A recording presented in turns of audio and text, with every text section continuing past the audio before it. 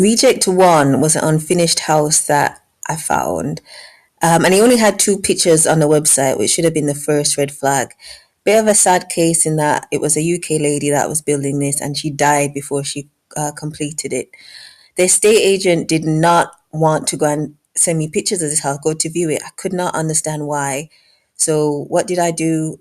Me being me, I found a surveyor, paid him 200 Barbados dollars to go and take pictures for me and provide a quote for how much it would take to make the house habitable. This house cost 150,000 US, and as you can see, this is how much it would have cost just to make the house livable, which was way too much money. Reject number two, funnily enough, was actually right beside reject number one, the unfinished house. Now look at this view. Absolutely stunning. When I saw this, I thought, yep, this is it. Like I could just imagine, being on the roof terrace, looking at the ocean. I really thought this was it. I found this on Carib List. I contacted the real estate agent. I said, has anyone been interested in this land? No, no interest. It had been listed for over a year, which should have really have been the first red flag that these people were not serious. So, funnily enough, as soon as I put my offer in, mysteriously there was another offer. Now, mind you, this land had been sitting there for a year, no offers, or no one bought it, and all of a sudden, as soon as I put my offer in, there's a mystery offer in much higher than mine. They kept saying, oh, we'll give you more information about the other offer, because I was saying, tell me, is it much higher than mine? Maybe I can stretch. They'd promised to come back to me, and they were just stringing me along.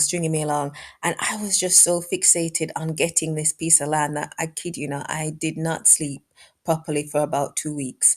And then a week after that, I started noticing itching on my right side of my body. And yeah, it turned out I had shingles.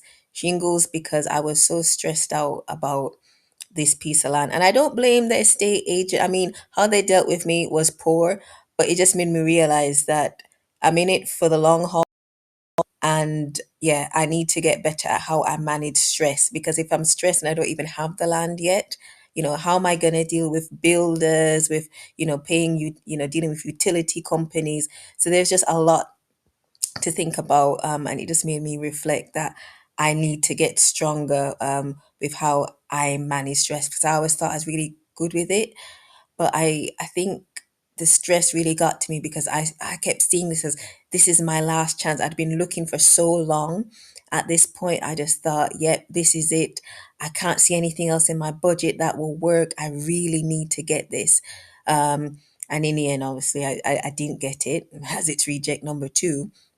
And I'm so pleased that I didn't get this, because this view that you saw, turns out they're going to be building houses right in front of this land. So there will be no view. So, sometimes they say rejection is protection. Well, in this case, that was definitely true for me.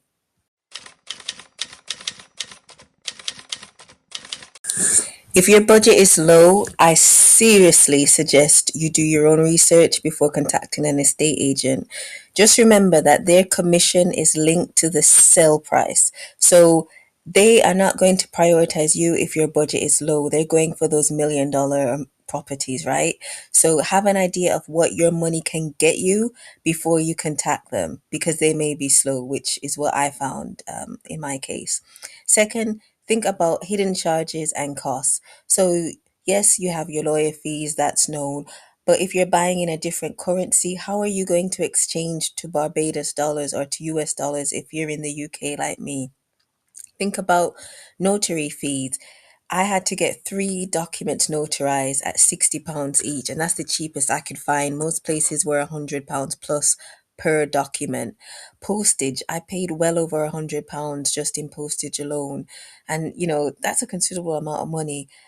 Planning application. Now, this I thought wasn't that expensive. I think I paid around 200 Barbados dollars for that.